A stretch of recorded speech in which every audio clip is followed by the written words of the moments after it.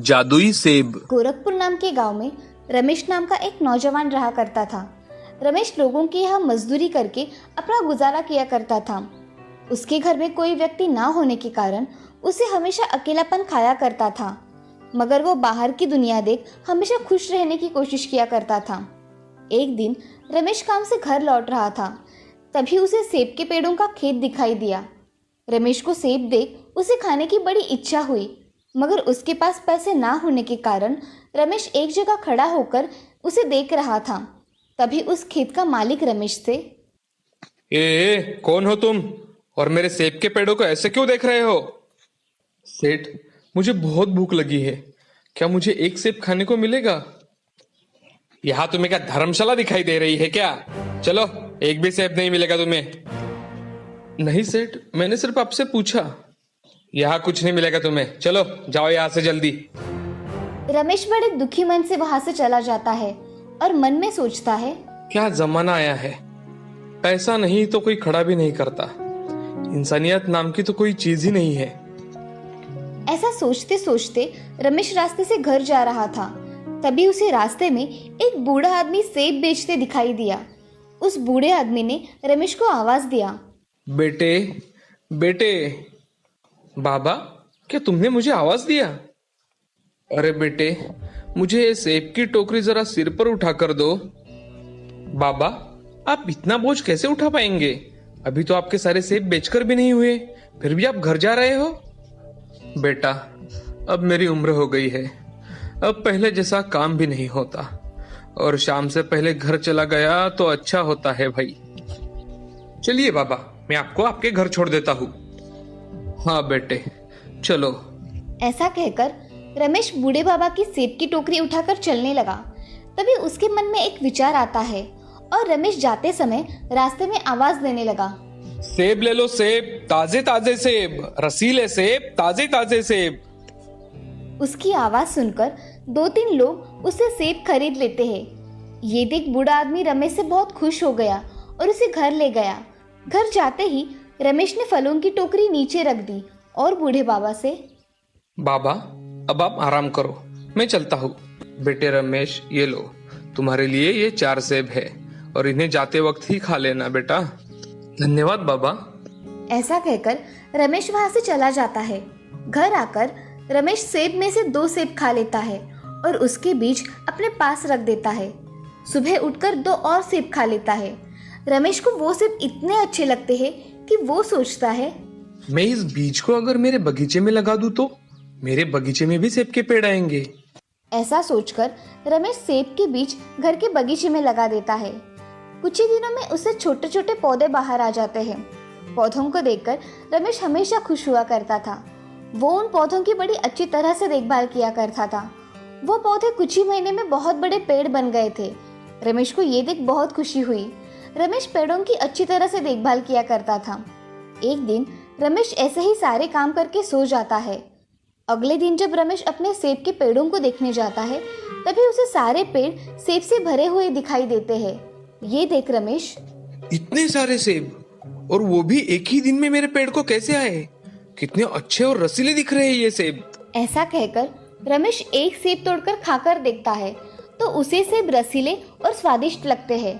रमेश मन ही मन विचार करता है, ये सेब कितने रसीले हैं, अगर मैं इन्हें बाजार जाकर बेचूं तो बहुत अच्छे दाम मिलेंगे। ऐसा सोचकर रमेश सेब के पेड़ों से सेब तोड़कर टोकरी में डालने लगता है। सेब के पेड़ों से रमेश सेब निकाल रहा था, तभी वहां दूसरा रसीला सेब तैयार हो जाता था। ये देख रमेश चकित रह गया। रमेश ने 4 टोकरी सेब निकाले, मगर पेड़ पर से एक भी सेब कम नहीं हुआ। ये देख रमेश, अरे, ये मेरे सेब का पेड़ तो जादुई है, इससे कितने भी सेब निकालो फिर से तैयार हो जाते हैं। अब रमेश सेब से भरी हुई टोकरियों को लेकर बाजार चला जाता है और बाजार में उन्हें अच्छे दामों से बेचता है। एक आदमी रमेश से, अरे भैया, 1 किलो सेब कितने के दिए? भैया 70 रुपए किलो। आपको कितने दूं? जी मुझे 2 किलो सेब बांध देना भाई। ऐसा कहते ही रमेश उस आदमी को 2 किलो सेब दे देता है। बहुत सारे लोग रमेश से सेब खरीद लेते हैं। रमेश के पास के सेब इतने रसीले होते हैं कि लोग उसके सेब फिर से लेकर जाने लगे। ये देख रमेश बहुत खुश हो जाता है अब रमेश सारे सेब बेचकर घर आ गया। अगले दिन रमेश 10 टोकरियां सेब निकालता है और बाजार जाकर बेचता है। उसके अगले दिन 10 टोकरियां सेब भी खत्म हो जाते हैं। अब रमेश घर जाने के लिए निकलता है। तब उसकी नजर बूढ़े बाबा पर पड़ती है। रमेश को बूढ़े बाबा की तबीयत ठीक नहीं लगती। वो तुरंत उनके पास जाकर, बाबा, आपकी तबीयत तो ठीक है ना? अरे बेटा, कैसे हो? कितने दिनों बाद मिले हो? बाबा, आप इतने थके हुए क्यों लग रहे हो? अब इस बूढ़ा की वजह से ये हाल है, और मेरा कौन है इस दुनिया में जो मेरी देखभाल करेगा? बाबा, आप चलिए मेरे साथ। आज से आप मेरे साथ ही रहेंगे। मैं आपके बेटे जैसा ही हूं ना? हाँ बेटे, तू तो मेरा बेटा ही है। ऐसा कहकर बूढ़े आदमी की आंखें भर आती है और बूढ़े बाबा रमेश को गले लगा लेते हैं। रमेश बूढ़े बाबा को लेकर अपने घर चला जाता है। उनको खाना देकर रमेश उनको सेब के जादुई पेड़ दिखाने लेकर जाता है। बाबा, यहाँ आइए। ये देखिए, ये जादुई सेब के पेड़ है। आपने दिए हुए सेब के बीजों से आए हैं। वो पेड़ देखकर बूढ़े बाबा बहुत खुश हो जाते हैं और रमेश से कहते हैं, अरे रमेश बेटा, क्या ये सच में मैंने दिए हुए सेब के पेड़ हैं? बहुत अच्छे सेब लगे हैं। बाबा, सभी पेड़ के सेब बहुत अच्छे हैं और लोगों को ये सेब बहुत पसंद है। ये देखिए बाबा, यहाँ से सेब निकाला तो फिर से उस जगह सेब आ जाता है। ये सेब खत्म ही नहीं होते। रमेश, ये भगवान का आशीर्वाद है। जो जादुई पेड़ तुम्हें मिला है, इसका सही तरह से इस्तेमाल करना बेटा। हाँ बाबा। रमेश उस पेड़ के बहुत सारे सेब निकालता है और बड़े व्यापारी को बेच देता है। ऐसे ही बहुत दिन बीत जाते हैं। अब रमेश अपना घर बहुत बड़ा बना लेता है और उसके पास बहुत पैसे आ जाते हैं। रमेश अब गांव का सबसे धनी व्यक्ति बन गया था। उसके घर में अब काम करने के लिए नौकर थे। अब एक दिन बूढ़े बाबा रमेश से, रमेश बेटा, अब तुम अच्छी लड़की देखकर शादी कर लो। बाबा, इतनी जल्दी भी क्या है? रमेश बेटा, मेरे नजर में एक बहुत अच्छा रिश्ता है। मैं चाहता हूँ तुम वो लड़की देख लो। ठीक है बाबा, आप कहते हैं तो मैं जरूर देख लूंगा। ऐसा कहकर रमेश अगले दिन उस लड़की को देखने चला जाता है। रमेश को लड़की बहुत पसंद आ जाती है। कुछ ही दिनों में रमेश की शादी सुधा नाम की लड़की से हो जाती है। सुधा शांत स्वभाव की होने के कारण वो अच्छी तरह से घर संभाला करती थी। अब रमेश, बूढ़े बाबा और सुधा खुशी खुशी रहा करते थे। रमेश जादुई सेब के पेड़ की सहायता से गांव के गरीब लोगों की मदद किया करता था।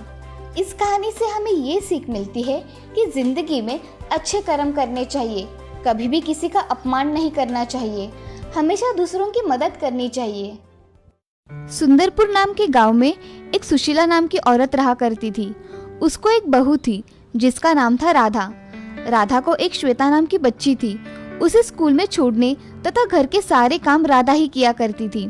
बाजार से सामान लाना, ऐसे छोटे मोटे काम तो वो आते जाते कर लेती थी। सुशीला अचार पापड़ और दही बेचने का व्यवसाय किया करती थी। उसका लड़का सुधीर खेत में काम किया करता था। उसके यहाँ एक गाय भी थी। उसी गाय के दूध से सुशीला दही बनाती थी और बेचती थी। सुशीला का धंधा बहुत अच्छी तरह से चल रहा था। उसके यहाँ एक दिन गांव का एक आदमी आता है। वो सुशीला से, सुशीला बहन, मुझे तुमसे कुछ काम है, जरा बाहर आना। अरे रघु भाई साहब, आइए ना, इधर कैसे आना हुआ? बहन, मेरे बिटिया की शादी है तो मुझे 5 किलो अचार और 5 किलो पापड़ लगेंगे। मिलेंगे ना शादी तक? हाँ, मिल जाएंगे। दही भी अच्छा है मेरे घर का, मेहमान उंगलियां चाटते रह जाएंगे। हाँ, वो तो पता है बहन। दही में शादी के दिन लेकर जाऊंगा, ठीक है? ठीक है भाई साहब, आपके पापड़ कल ही बना के रखूंगी और अचार भी साथ में बनाकर रखूंगी। आप कल आकर लेकर जाना। ठीक है सुशीला बहन, ये लीजिए आपका एडवांस। मैं कल आकर अचार और पापड़ लेकर जाऊंगा। जी। ऐसा कहकर रघु वहाँ से चला जाता है। रघु जाते ही सुशीला काम करने लग जाती है। उसके पास अचार था मगर उसे पापड़ तैयार करने थे, वो भी एक दिन में। इसीलिए वो जल्दी जल्दी में पापड़ का आटा बनाने के लिए लग जाती है और वो उस दिन राधा की मदद लेने की सोचती है। सुशीला राधा से, राधा। हाँ माँ जी। जरा इधर आना, मुझे ये पापड़ का आटा गूंदने में मेरी मदद करो। हाँ माँ जी, अभी आई। ऐसा कहकर राधा सुशीला के पास चली जाती है। राधा देखती है कि सुशीला पापड़ के आटे में मसाला थोड़ा कम डाल रही है, तभी राधा सुशीला से, माँ जी, पापड़ के आटे में मुझे लगता है कि मसाला थोड़ा कम हो गया है, थोड़ा और डालिए ना। अरे नहीं बहू, इतना ही ठीक है, ज्यादा डाला तो हमें वो कितने में जाएगा? मगर माँ जी, हम उसके पैसे लेते हैं, ग्राहक हमें पूरे पैसे देते हैं, तो हमें भी हमारा माल अच्छा देना चाहिए ना। अरे राधा, तू मुझे मत सिखा, मैं मेरा काम अच्छी तरह से जानती हूँ, समझी? ऐसा कहकर राधा भी आटा गूंदने के लिए बैठ जाती है और बाद में उसके साथ पापड़ बेलने बैठ जाती है। काम होने के कारण राधा उठ जाती है। सुशीला थोड़ी देर वहाँ पापड़ बेलती रहती है। सुशीला 5 किलो के पापड़ बेल लेती है और उसे सुखाने के लिए रखती है। तभी राधा सुशीला को आवाज लगाती है, माँ जी, खाना तैयार है, आ जाइए। हाँ आई। सब खाना खाने बैठ जाते हैं। खाना खाने के बाद सुधीर अपने खेत में क्या क्या करना है इसकी बातें करता है और श्वेता अपने स्कूल की बातें बताती है। अब बातें हो जाने के बाद सभी सोने के लिए चले जाते हैं। सुबह सुशीला सारे पापड़ जमा करके एक बैग में भर देती है और एक बड़ी बरनी में अचार भर देती है। तभी रघु आकर सुशीला से, सुशीला बहन, मेरे अचार और पापड़ तैयार है क्या? जी भाई साहब, आपके पापड़ और अचार तैयार है, ये लीजिए। ऐसा कहकर सुशीला रघु के हाथों में पापड़ की बैग और अचार की बरनी दे देती है। अब रघु बोलता है, बहन, शादी के दिन में 5 किलो दही लेकर जाऊंगा, आप बना के रखना। हाँ भाई साहब, मैं बना कर रखूंगी, आप किसी को भेज देना दही ले जाने के लिए। जी, ये लीजिए आपके पैसे, मैं चलता हूँ अब। जी।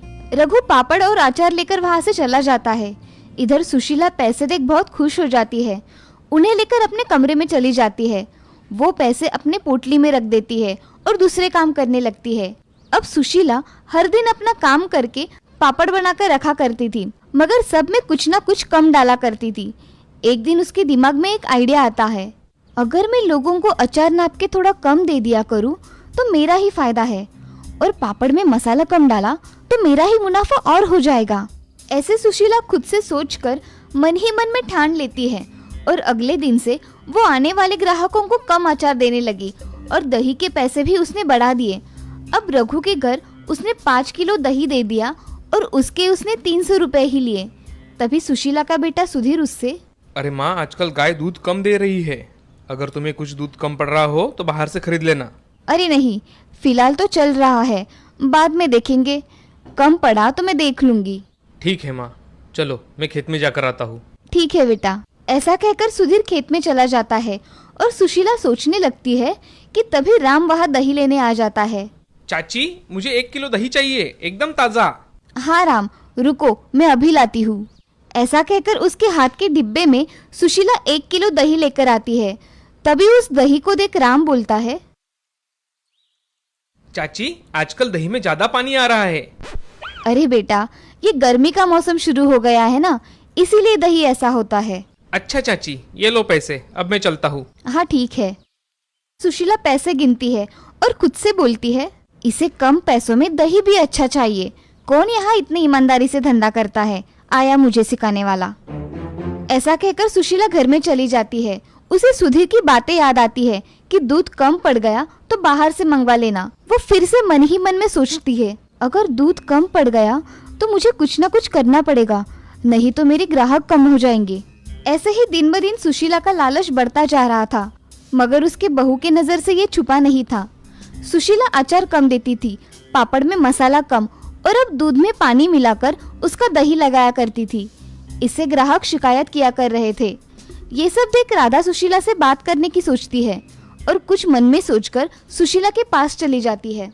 माँ जी, आपने जो पापड़ दिए थे ना रघु चाचा की लड़की के शादी में, उसको लोग कह रहे थे कि उसमें स्वाद ही नहीं है। क्या कह रही हो बहू तुम? मैं सच कह रही हूँ माँ जी, मैंने अपने कानों से सुना है। अगर ऐसा कुछ था तो रघु मुझसे बोलने क्यों नहीं आया?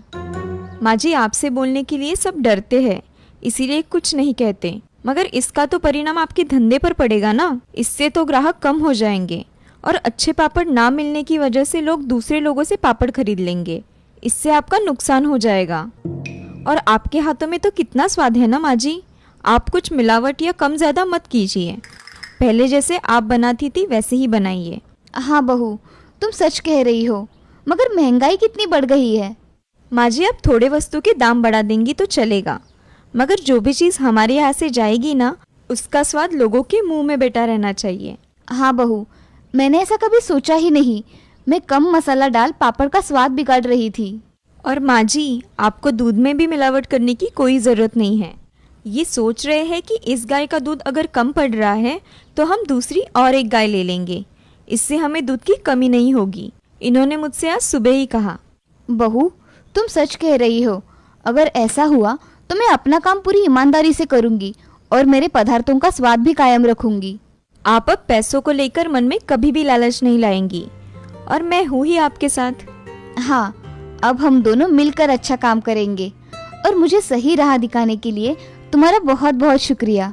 ऐसा कहकर सुशीला राधा के गले लग जाती है। आज राधा की वजह से सुशीला की आंखें खुल गई थी। अब उसे पता चल गया था कि उसे किस प्रकार से अपने ग्राहकों को सब बताना है और कैसे उन्हें अच्छे पदार्थ बेचने हैं। अब सुशीला के मन में लालच मिट गया था। ये देख राधा भी बहुत खुश हो जाती है। अब से सुशीला ग्राहकों को अच्छे पदार्थ देकर अपना नाम कर रही थी और लोगों के मुंह में तो जैसे उसके पदार्थों का स्वाद ही बस गया था। अब उसने बाद में बहुत नाम कमाया और ईमानदारी से अपना काम किया।